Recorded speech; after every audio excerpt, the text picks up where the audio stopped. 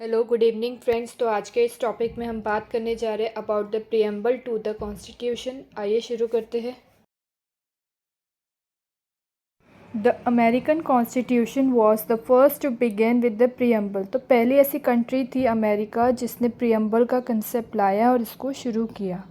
Many countries including India followed this practice. तो ऐसी बहुत सी कंट्रीज़ ने फिर धीरे धीरे इसको प्रैक्टिस करना शुरू किया। इंडिया भी उनमें से एक थी। The term preamble refers to the introduction or preface of the constitution। तो प्रियम्बल का मतलब एक इंट्रोडक्टरी स्टेटमेंट है वो हमारी कॉन्स्टिट्यूशन का, कि जब हमने कॉन्स्टिट्यूशन शुरू किया था बनाना तो क्या क्या चीज़ें रखी थी, उसको हम प्रियम्बल बोलते हैं। इट कंटेन्स द समरी और essence of the constitution.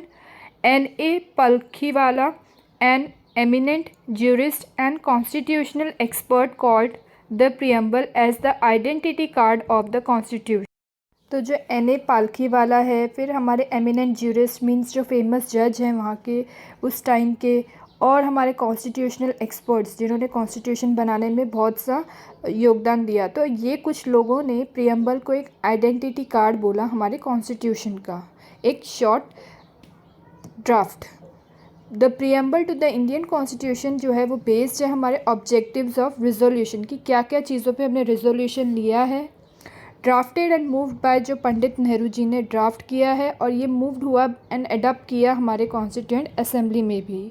It has been amended bye 42nd constitutional amendment act 1976 में इसको अमेंड किया गया। इसके अंदर 3 न्यू वर्ड्स ऐड किए गए जो है सोशलिस्ट, सेक्युलर एंड इंटीग्रिटी। तो ये 3 न्यू वर्ड्स इसमें ऐड किए गए। Now the next is text of the preamble, कि प्रियम्बल के अंदर क्या क्या चीज़ें लिखी गई है, अब हम उसके बारे में पढ़ेंगे। The preamble in its present form reads, we the people of India having solemnly resolved to constitute India into a sovereign, socialist, secular, democratic republic and to secure to all its citizens। We the people of India means the source of constitution, कि हम वो Indian people है जिन्होंने अपने देश का constitution खुद बनाया है बिना किसी आउटसाइडर के इंटरफेरेंस के। We the people of India having solemnly resolve to constitute India into sovereign, sovereign मतलब इंडिपेंडेंट, खुद बनाया है, बिना किसी पे डिपेंड हुए हमने खुद अपने कॉन्स्टिट्यूशन को बनाया है। Socialist means welfare of state, कि हर एक स्टेट का वेलफेयर हो, हर एक स्टेट डेवलप हो, किसी में भी कोई प्रॉब्लम्स ना हो रिगार्डिंग एजुकेशन, रिगार्डिंग पॉवर्टी। तो वो सभी चीज़ों को रख के हमने सोशलिस्ट का कंसेप्ट अपने कॉन्स्टिट्यूशन में डाला है। The next is secular. Secular जो है वो 42nd अमेंडमेंट एक्ट में से लिया गया है। Secular means a state has no own religion, कि स्टेट का अपना खुद का कोई रिलीजन नहीं है। अब जैसे बहुत सी ऐसी कंट्रीज़ हैं जहाँ पे लोग अपने रिलीजन को पब्लिकली सेलिब्रेट नहीं कर सकते, जैसे कि फ्रांस है, अमेरिका है, और भी ऐसी कंट्रीज़ है जहाँ पे आप पब्लिकली अपने रिलीजन को सेलिब्रेट नहीं कर सकते, लोगों के साथ नहीं मना सकते। बट इंडिया जो है उसमें एक पॉजिटिवली सेक्युलर को लिया गया है, एक पॉजिटिव वे में, कि इंडिया में हम हर एक रिलीजन को रिस्पेक्ट करेंगे और साथ में मिल के उसको सेलिब्रेट करेंगे। तो इसलिए सेक्युलर वर्ड जो है कॉन्स्टिट्यूशन में ऐड किया गया है। Now next is democratic.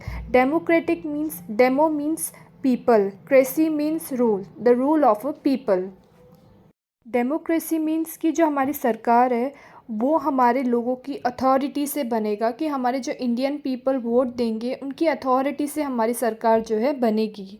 अब डेमोक्रेसी जो है वो भी 2 तरह की होती है, डायरेक्ट एंड इनडायरेक्ट। अब डायरेक्ट डेमोक्रेसी कैसे होती है, कि इसमें हम कोई भी पर्सन को नॉमिनेट करते हैं और उसको डायरेक्टली कॉन्स्टिट्यूशन में भेज देते हैं।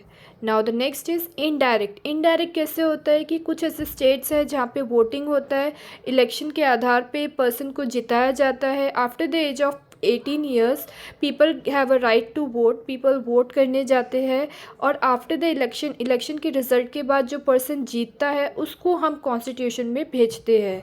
तो ये 2 तरह से डेमोक्रेसी का रोल प्ले होता है इंडिया के अंदर।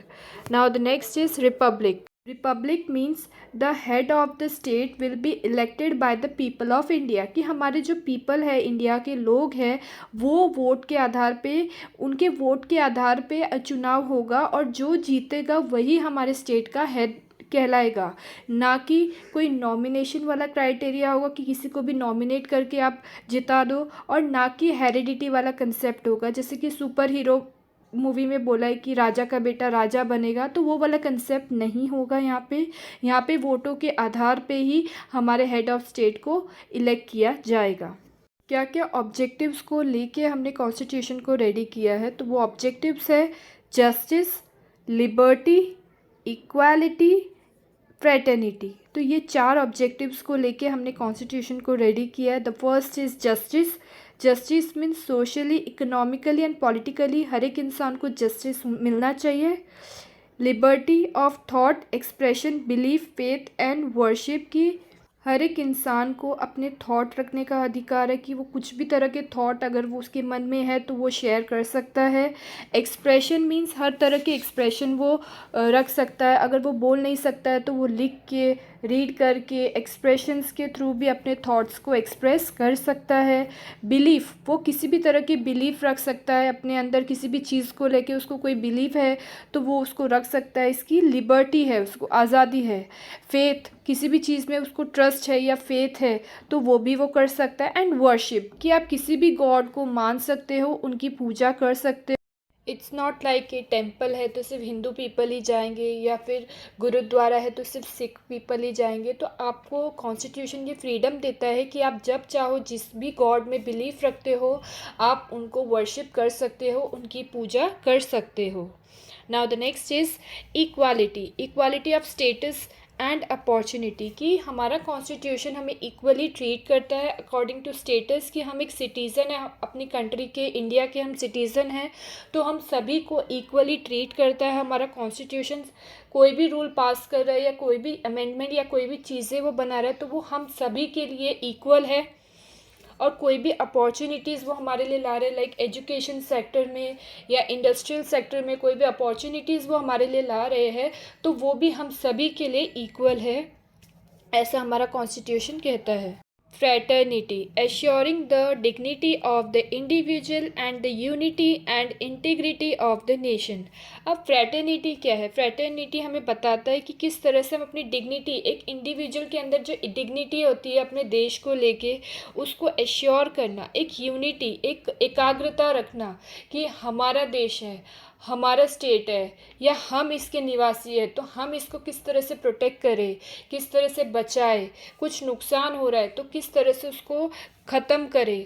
तो ये चीज़ें हमारा कॉन्स्टिट्यूशन हमें सिखाता है कि हमें एक यूनिटी रखनी चाहिए, एक डिग्निटी हमारे इंडिविजुअली हम हर एक इंसान के अंदर होनी चाहिए, and the integrity of the nation. Integrity of the nation means we all are the citizen of India. ये हम कब कहलाएंगे? जब हम सब एक साथ एक यूनिटी में काम करेंगे, एक साथ अपने देश को बचाएंगे, एक साथ अपने देश को डेवलप करेंगे और आगे लेके जाएंगे। तो ये कब होगा? जब हम सब एक साथ अपने देश के लिए काम करेंगे।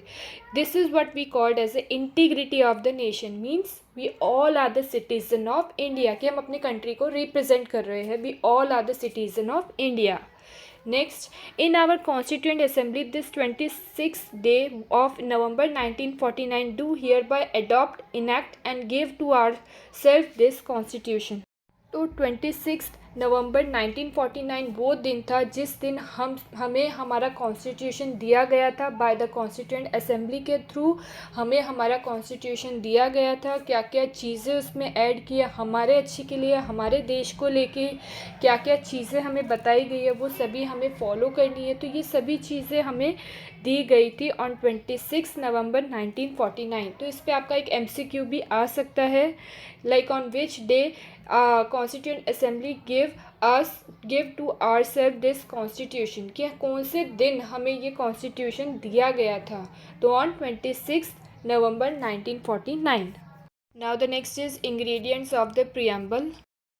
Number 1 is source of authority of the constitution, की source of authority means constitution को बनाने के लिए क्या सोर्स का हमने यूज़ किया है। तो the people of India have solemnly resolve to constitute India, कि हम वो इंडियन पीपल है जिन्होंने खुद अपने कॉन्स्टिट्यूशन को बनाया है, बिना किसी आउटसाइडर की हेल्प लिए हमने खुद अपने कॉन्स्टिट्यूशन को बनाया। तो we are the source of authority of the constitution. Point number 2, nature of the Indian state, कि हमारे इंडियन स्टेट्स का जो नेचर है वो कैसा है। तो सोवरेन है मींस इंडिपेंडेंट है, आज़ाद है। सोशलिस्ट है means welfare of the state, कि हर एक स्टेट का वेलफेयर हो, किसी को कोई प्रॉब्लम ना फेस करनी हो। तो ऐसे हम अपने स्टेट्स को बनाएंगे, सोसाइटी को डेवलप करेंगे। नेक्स्ट, सेक्युलर हो मींस स्टेट का अपना कोई रिलीजन नहीं हो, हर एक स्टेट का हर एक रिलीजन को हम रिस्पेक्ट करें और साथ मिलके सेलिब्रेट करें। नेक्स्ट, डेमोक्रेटिक हो, कि हर एक पीपल को जो जिताया जाए on the basis of voting, कि हम वो लोग हैं जो एक हेड ऑफ द स्टेट को चुनेंगे on the basis of voting, on the basis of election हम उसको जिताएंगे और फिर उसको हमारे स्टेट का हेड बताएंगे। And the next is Republican polity. Third one is objective of the constitution, कि हमारे कॉन्स्टिट्यूशन का ऑब्जेक्टिव क्या है, क्या ऑब्जेक्टिव्स को हमने रख के अपने कॉन्स्टिट्यूशंस को बनाया है। The first objective is justice, कि हम हर एक इंसान को जस्टिस मिलना चाहिए।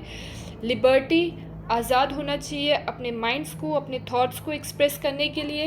इक्वालिटी, सबको इक्वली ट्रीट करना चाहिए, सभी एक बराबर होने चाहिए हमारे कॉन्स्टिट्यूशन के लिए। एंड फ्रेटर्निटी मींस कि हम अपने देश को रिप्रेजेंट करते हैं, कि हम सब एक है, हम सब मिलके एक साथ काम करेंगे। ये सब चीज़ें हमारे ऑब्जेक्टिव हैं हमारे कॉन्स्टिट्यूशन के। Last is date of adoption, कि किस दिन हमारे कॉन्स्टिट्यूशन को एडॉप्ट किया गया था बाय द कॉन्स्टिट्यूएंट असेंबली। तो इट इज़ ऑन नवंबर 26, 1949। इसको ध्यान में रखिए, ये कई बार क्वेश्चन एग्ज़ाम में पूछा गया है। तो आज का टॉपिक ख़त्म करते हैं, मिलते हैं अपने नेक्स्ट वीडियो में। तब तक के लिए goodbye, keep on subscribe to my YouTube channel, भर भर के कमेंट्स करिए। Thank you.